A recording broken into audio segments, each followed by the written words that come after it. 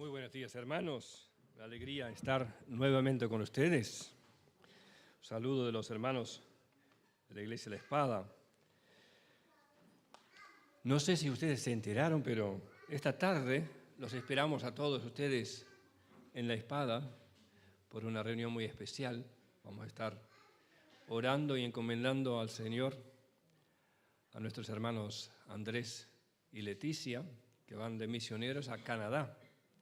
Estas tierras han recibido muchos misioneros a través de los años, pero ahora tenemos el privilegio que la Iglesia uruguaya envíe misioneros de vuelta a aquellos países que nos han bendecido con misioneros. Ellos van a estar trabajando con las iglesias en Canadá, haciendo un trabajo similar al que hace CAMU acá, incentivando también a los jóvenes. Quedaron muy impresionados en Canadá con toda la movida que hay acá, con campamento, con Encuentro Nacional de Jóvenes, y dijeron, queremos algo similar.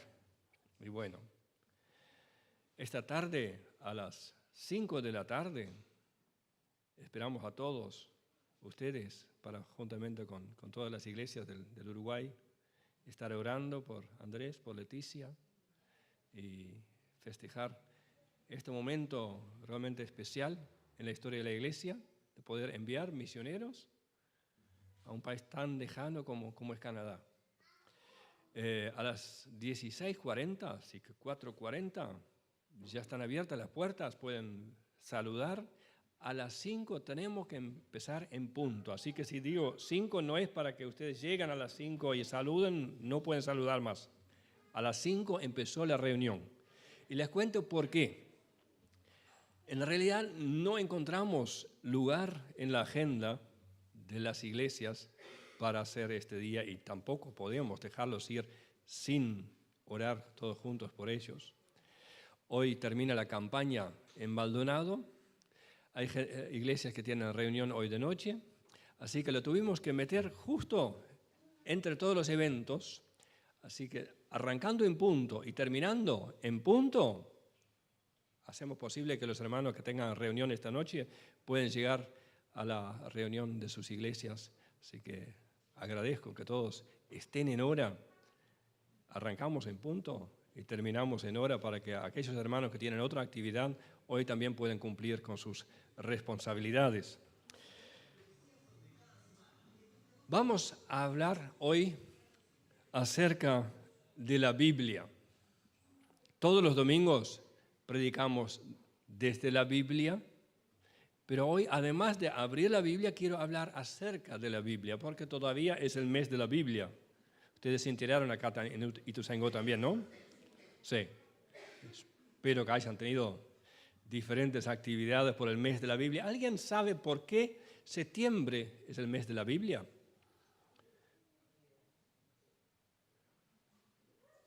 Bueno, les cuento, capaz que ya saben, pero les cuento igual. La Iglesia Católica festeja con nosotros el mes de la Biblia porque el 30 de septiembre es el día de la muerte de San Jerónimo. Y Jerónimo fue el que tradujo la Biblia del griego al latín. Fue la primera traducción al idioma del pueblo, la Vulgata, que Vulgata viene justamente de la versión vulgar en el sentido que es para todos, no que sea vulgar. Para nosotros hoy tiene otro significativo, pero para aquellos significaba que todo el mundo lo podía entender. Y bueno, durante 1000 años leían de la misma versión hasta que la gente ya no entendía latín. Hablaban español, hablaban italiano, portugués, alemán, inglés, y seguían leyendo la Biblia en latín y nadie lo entendía, era latín para ellos. Entonces venían otros traductores, que al principio eran perseguidos por la iglesia oficial, porque querían seguir con la versión en latín que nadie entendía. Y uno de estos hombres que arriesgó su vida para traducir la Biblia al español era Casiodoro de Reina, en España. Y en 1569, un 26 de septiembre, salió de la imprenta la primera Biblia de Casiodoro de Reina, la Biblia del Oso. Entonces, por estos dos hechos, porque esta Biblia que nosotros tenemos acá, la Casiodoro de Reina, la Reina Valera, nació un 26 de septiembre en 1569. ¿Y por qué? También está muy cerca la fecha de fallecimiento de San Jerónimo.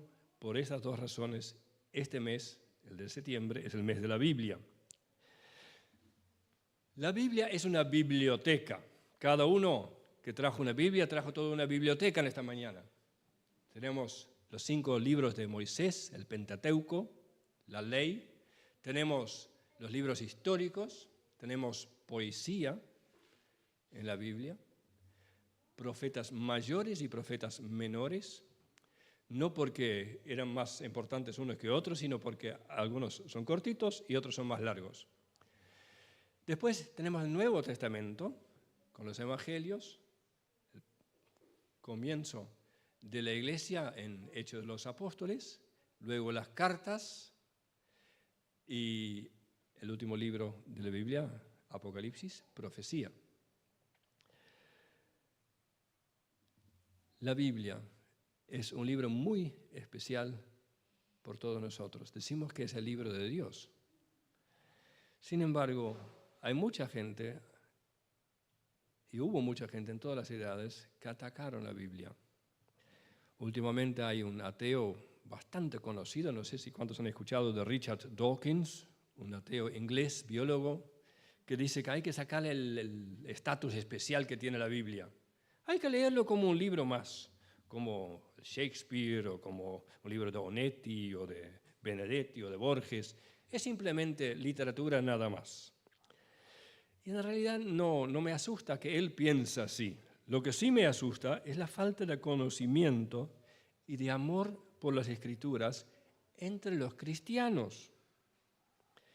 El mismo Richard Dawkins quiso demostrar que ni siquiera los cristianos leen su Biblia. Él mandó a hacer una encuesta en el 2011 y la primera pregunta era, primero preguntaban a qué religión pertenece, a qué denominación pertenece, y después preguntaban cuál es el primer libro del Nuevo Testamento. ¿Es Mateo? ¿Es Génesis? ¿Es Hechos? ¿O son los Salmos? Y saben que de los que decían ser cristianos, solamente el 35% sabía la respuesta correcta. Quiere decir que la mayoría de los cristianos no conocían su Biblia. Y esto sí es muy trágico. ¿Por qué la Biblia? ¿Y por qué solamente la Biblia? ¿Qué dice la Biblia acerca de ella misma? Y vamos una más.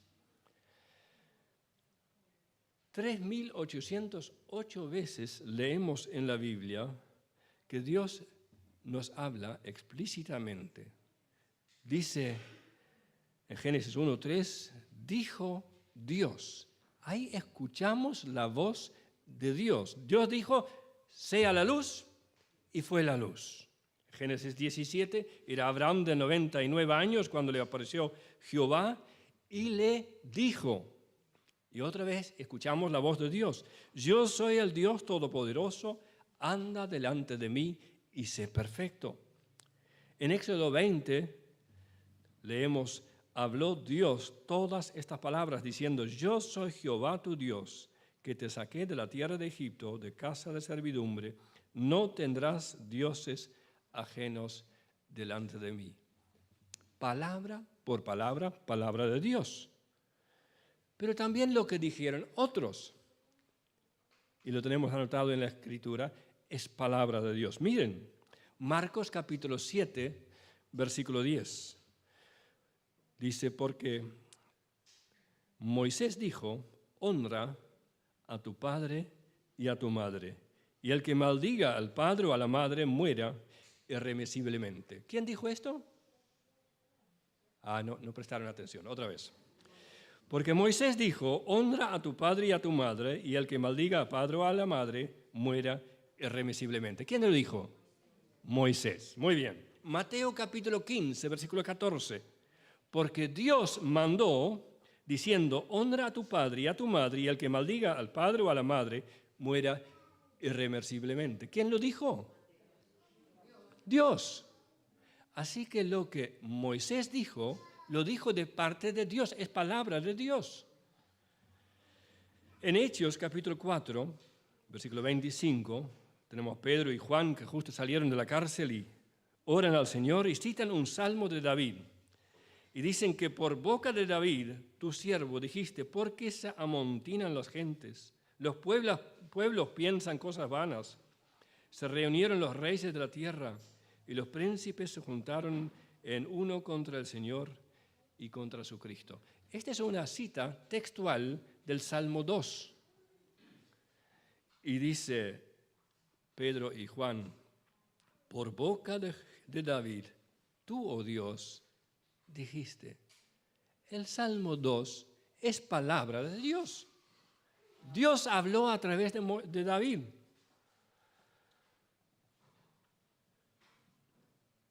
Vamos uno más. Salmo 119, 160. La suma de tu palabra es verdad y eterno es todo juicio de tu justicia. Tu palabra es enteramente verdad. La Biblia no solamente contiene, sino es la palabra de Dios. Y con esto quiero decir que todo lo que la Biblia nos dice es palabra de Dios. No tenemos que buscar la palabra de Dios entre los capítulos, entre líneas.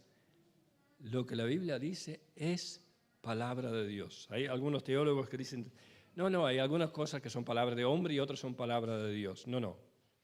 Toda la Biblia es palabra de Dios. No contiene palabra de Dios, sino es la palabra de Dios. Y el Señor Jesús, estando aquí en la tierra, confirmó el Antiguo Testamento. En Juan capítulo 5, versículo 39, leemos el Señor Jesús hablando, escudriñad las Escrituras, porque a vosotros os parece que en ellas tenéis la vida eterna. Y ellas son las que dan testimonio de mí. Y también las palabras de los apóstoles en el Nuevo Testamento son palabras de Dios. 1 Tesalonicenses capítulo 2, versículo 13. Por lo cual también nosotros, sin cesar, damos gracias a Dios de que cuando recibisteis la palabra de Dios que oísteis de nosotros, la recibisteis no como palabra de hombres, sino según es de verdad, la palabra de Dios, la cual actúa en vosotros los creyentes. Cuando Pablo hablaba a los tesalonicenses, no era palabra de hombres, sino era palabra de Dios. El Nuevo Testamento no sustituye el Antiguo Testamento, sino armoniza con el Antiguo Testamento, construye sobre el Antiguo Testamento.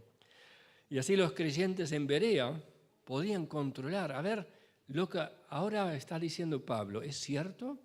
Y buscaban en su Biblia, en el Antiguo Testamento, y se daban cuenta que armonizaba, que era correcto lo que Pablo enseñaba. Recibieron la palabra con toda solicitud, escudriñando cada día las Escrituras para ver si estas cosas eran así. A veces se oye decir que los evangelios que nosotros tenemos en nuestra Biblia fueron redactados recién décadas después de los acontecimientos reales y que por lo tanto no son del todo fidedignos.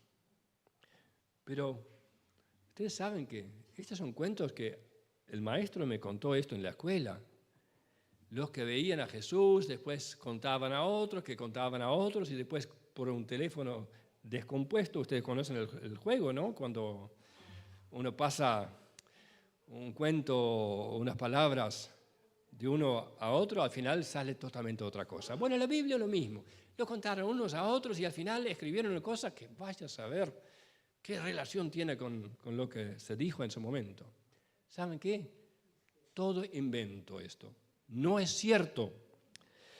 Ya en los días de Pablo, el Evangelio de Lucas era conocido y contado entre las Escrituras.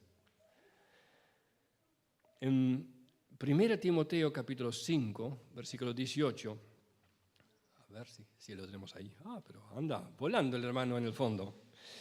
La Escritura dice, no pondrás bozal al buey que trilla, y digno es el obrero de su salario. Bueno, ¿de dónde cita Pablo esto? Ustedes lo saben porque está ahí, ¿no? Deuteronomio capítulo 25, versículo 4 dice, no pondrás bozal al buey que trilla. Pero en todo el Antiguo Testamento no encontramos que el obrero es digno de su salario, porque estas son palabras del Señor Jesús, que están en Lucas capítulo 10, versículo 7. Y Pablo dice, la Escritura dice, tanto las palabras del Antiguo Testamento, de la Torá, como las palabras de Jesús, el Evangelio de Lucas, pertenecen a las Sagradas Escrituras. También las cartas de Pablo ya circulaban en su tiempo y fueron intercambiadas entre las iglesias. En Colosenses 4, versículo 16, dice Pablo a los colosenses, cuando esta carta haya sido leída entre vosotros, haced que también se lea en la iglesia de los laodicenses. Así que las cartas ya circulaban entre las iglesias. Y ya en la segunda carta de Pedro son reconocidas las cartas de Pablo como teniendo la misma autoridad que el Antiguo Testamento. Leemos en 2 de Pedro, capítulo 3, versículo 15 al 16, tened entendido que la paciencia de nuestro Señor es para salvación, como también nuestro amado hermano Pablo, según la sabiduría que le había sido dada, os ha escrito casi en todas sus epístolas, hablando en ellas de estas cosas, entre las cuales hay algunas difíciles de entender, las cuales los indoctos e inconstantes tuercen. Y ahora viene, como también las otras escrituras para su propia perdición. Así que las cartas de Pablo son parte de las escrituras, como las otras escrituras. ¿Y quién lo decía? El apóstol Pedro. Aquel a quien Pablo en un momento había rezongado en público. Y sin embargo, Pedro tiene que decir, lo que escribe Pablo es parte de la Escritura. Para algunos quizás difícil de entender, pero es palabra de Dios. La Biblia es un milagro de Dios. Dice de ella en 2 Timoteo 3, versículos 16 al 17, toda la Escritura es inspirada por Dios y útil para enseñar, para redarguir, para corregir, para instruir en justicia, a fin de que el hombre de Dios sea perfecto, enteramente preparado para toda buena obra. La Biblia es inspirada por Dios, teopneustos, exhalado por Dios. Dice Eliú en Job capítulo 33, 4, el soplo del Omnipotente me dio vida. La Biblia es esto, el soplo de Dios, aliento de Dios. Y por eso la Biblia tiene el poder de dar vida. La Biblia es útil para enseñar, para convencer de pecado, para corregir el error o el rumbo equivocado que uno tiene. Es útil para entrenar en justicia. La Biblia es un milagro de Dios. Fue escrito en un periodo de 1600 años por 40 escritores diferentes, entre los cuales había agricultores, pescadores, un médico, un sacerdote, había reyes, había un funcionario de DGI. Y todos ellos escribieron una sola historia sin contradecirse. Dios usó los escritores con toda su peculiaridad, cada uno escribía a su manera, influenciado por su cultura, por su idioma, y aún así escribieron solo lo que Dios quiso que escribieran, palabra por palabra, no dictados, sino inspirados. No fueron robots que en un momento tenían que escribir. No, ellos escribieron, pensaban que ellos escribían, pero en realidad Dios los estaba guiando. Y ese es el milagro de la Escritura. tanta gente en un periodo tan largo escribieron una sola historia sin contradecirse entre ellos. Todos hablaron, muchos sin saberlo, de la revelación de Dios en su Hijo Jesucristo. Eso dice en 1 de Pedro, capítulo 1, versículo 11.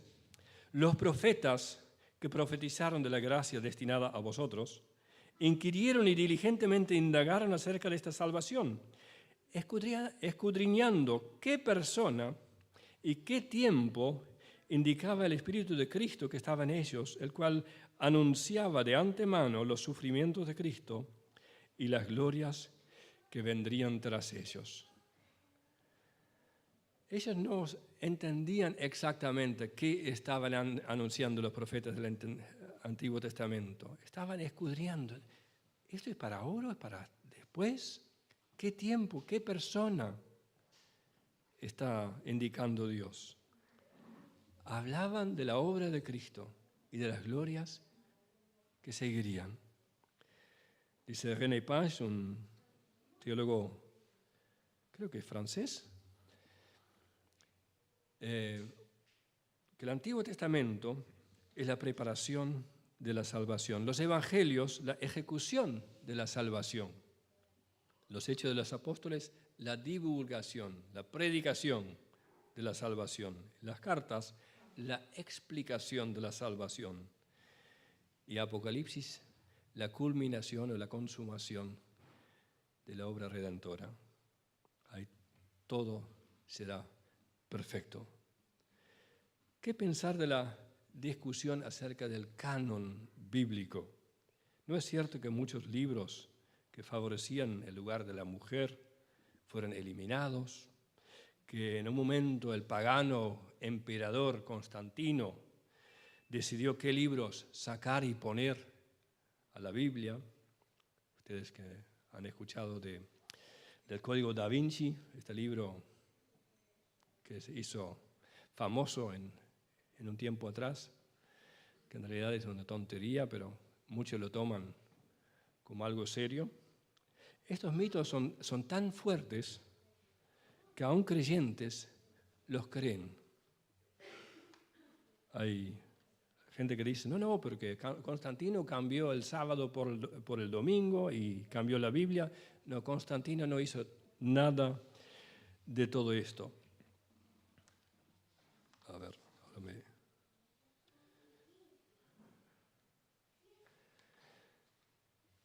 Todos los libros del Nuevo Testamento fueron escritos en los 70 años después de la muerte de Jesús.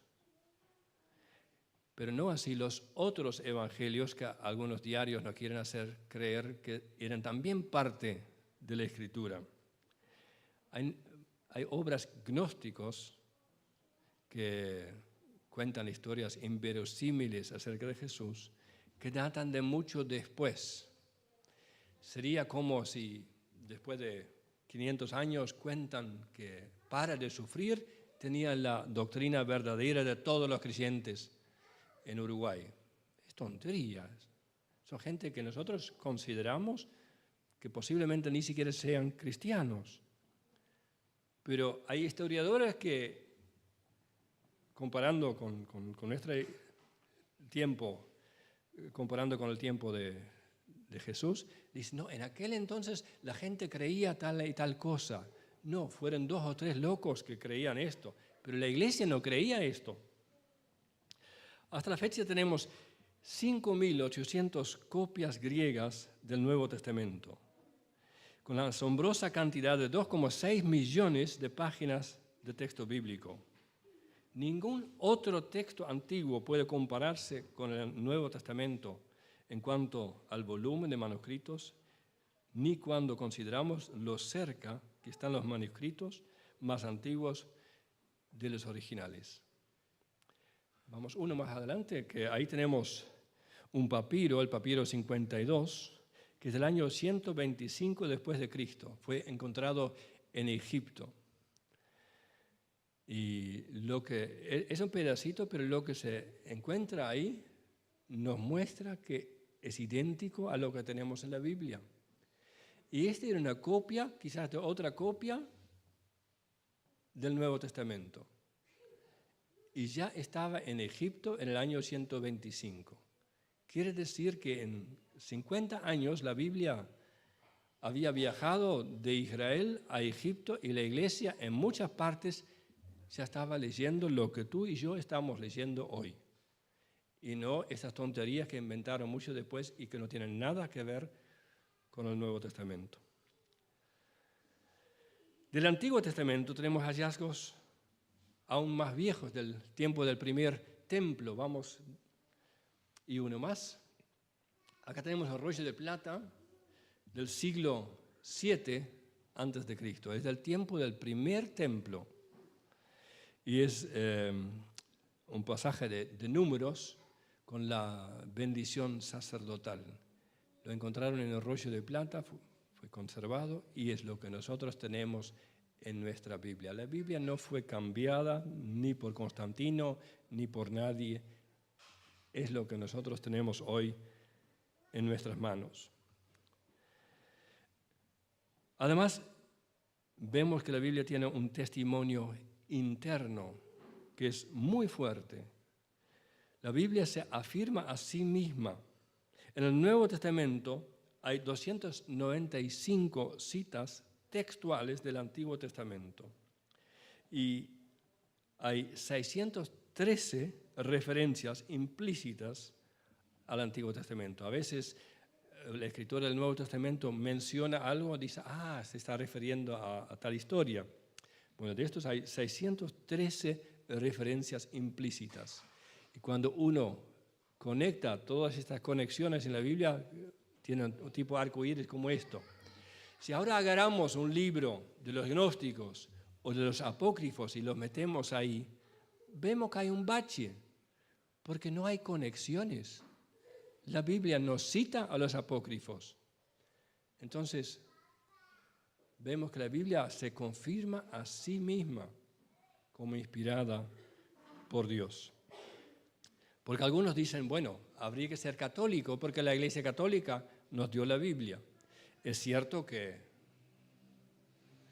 en aquel entonces no había iglesias protestantes y que la Iglesia nos entregó la Biblia, pero no fue la Iglesia Católica que decidió que esto iba a ser la Biblia, sino la Biblia misma da testimonio de que ella es palabra de Dios. Lo que la Iglesia hizo en su momento fue simplemente confirmar lo que todos los cristianos ya sabían.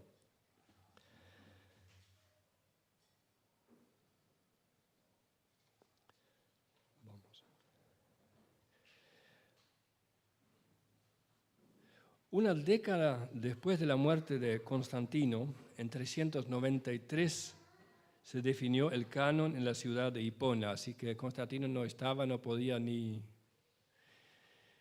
opinar, ya había muerto. En la actual Argelia, de ahí también vino San Agustín. Ahí no decidieron cuáles libros entrarían y cuáles no, sino afirmaron que estos libros son inspirados por Dios y forman la revelación completa del consejo de Dios. Ahora, ¿alcanza la Escritura o necesitamos algo más aparte de la Escritura?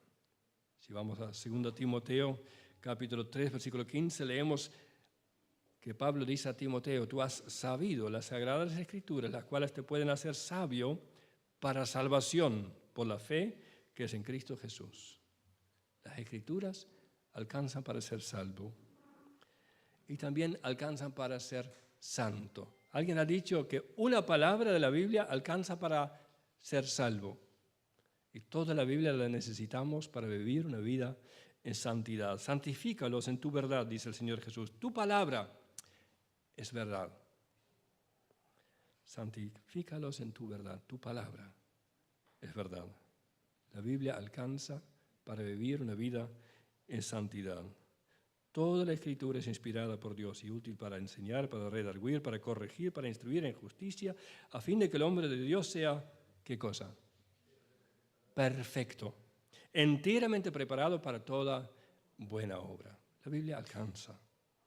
Y Judas 1:3 nos exhorta a contender ardientemente por la fe que una vez para siempre fue entregada a los santos. Esta es la Biblia. Seguimos, la Biblia es como pan. Mateo 4:4. No solo de pan vivirá el hombre, sino de toda palabra que sale de la boca de Dios. Lo necesitamos todos los días. Como todos los días comemos, también todos los días necesitamos la palabra de Dios. Es como fuego. Jeremías 23:29. No es mi palabra como fuego, dice el Señor, y como martillo que quebranta la piedra. Esto dijo Dios a los falsos profetas, que quedarían como el tamo en la llama, destruidos. Dios quebrantaría a los falsos profetas. Pero también lo aplicamos a los corazones duros. Dios los puede ablandar. La palabra de Dios es como una lámpara. Salmo 119:105. Lámpara es a mis pies tu palabra y lumbrera a mi camino. Si tú lees la palabra de Dios, no vas a andar a tientas. Dios te mostrará para cada paso en la vida qué tienes que hacer. Capaz que nosotros queremos saber, Señor, muéstrame de aquí en 10 años. No, el Señor te muestra para cada paso, te da suficiente luz para seguir a Cristo. La Biblia es como leche. 1 de Pedro 2:2, desead como niños recién nacidos la leche espiritual no adulterada, para que por ella crezcáis para salvación. La Biblia es como oro, deseables son más que el oro y más que mucho oro afinada. Y cuando uno una vez agarra el gusto de la Biblia, se da cuenta que es dulce más que miel y que la que destila del panal. Y la Biblia es como un espejo. Santiago 1:23 dice, si alguno es oidor de la palabra, pero no hacedor de ella, este es semejante al hombre que se considera en un espejo su rostro natural, porque él se considera a sí mismo y se va, y luego olvida cómo era. La Biblia es un espejo que Dios nos pone delante. Y en este espejo vemos dos cosas. Vemos cómo Dios nos ve y a la vez vemos la gloria de Dios. Y Dios nos transforma. Mirando como en el espejo la gloria del Señor, somos transformados de gloria en gloria, en la misma imagen, como por el Espíritu del Señor. Entonces, como uno a veces mira el espejo antes de salir a la calle, hay que leer la Biblia también antes de salir a la calle. Poner este espejo de Dios para que Él nos pueda cambiar. La Biblia es como una semilla. 1 de Pedro, una espada, gracias. Es como una espada, Hechos 4:12, porque la palabra de Dios es viva y eficaz y más cortante que toda espada de 2 filos y penetra hasta partir el alma y el espíritu, las coyunturas y los tuétanos y discierne los pensamientos y las intenciones del corazón. Es una espada muy filosa. Hay cosas que yo hago y a veces pienso, qué crack soy, ¿no? Que hice esto para tal persona. Y de repente el Señor me dice, pero tú no lo hiciste para tal persona. Tal persona se benefició, pero tú lo hiciste por ti mismo, por tu ego. Y tengo que decir, perdón, Señor. En realidad tienes razón.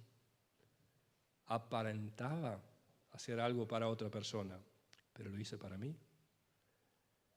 Y a veces la Biblia te muestra cosas que tú mismo no sabes.